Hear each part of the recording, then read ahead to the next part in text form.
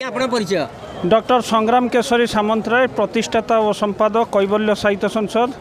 आज आम कैवल्य साहित्य संसद तरफ पवित्र घोषयात्रा अवसर में घोषयात्रा लोक महोत्सव 2024 पालन करुछु। गोटे आनंद उल्लास भितर आम समस्त समाजसेवी जो मैंने भक्त मानकर सेवा प्रदान करुचंती सेमानकु आम संबर्धित करुछु एवं जो सारस्वत स्रष्टा माने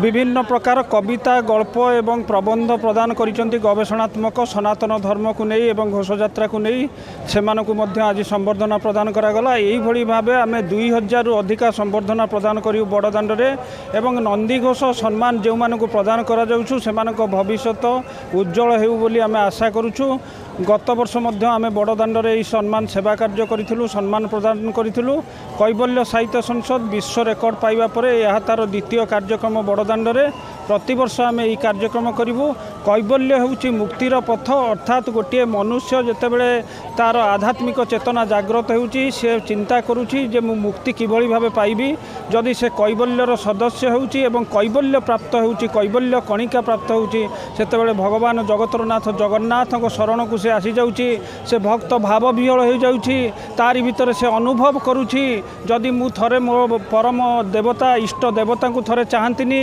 तांकर निर्निमेष नयन रे से थरे मते देखंतनी एवं से विश्व को अनैचंती मोर कौन दुख दूर करिवेनी ए जगतर से कल्याण करिबा पई ए बड़ दाण्ड रे रथयात्रा करिवे। धर्म नाही जाति नाही भावना नाही समस्त को एकाकार करिसंती सेही महाप्रभु को दर्शन करिबा पई आमे आसीछु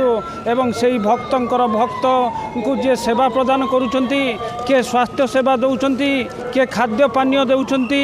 किए मेडिकल सेवा दउचंती एही भली भाबे जो माने सेवा प्रदान करुचंती पुलिस बाहिनी सेवा प्रदान करुचंती दमकल बाहिनी सेवा प्रदान करुचंती से सेवा प्रदान करुचंती एवं से मानको सम्मानित करुचंती उत्साहित करुचंती गोटे उत्साहर वातावरण समग्र। नमस्कार धन्यवाद जय जय।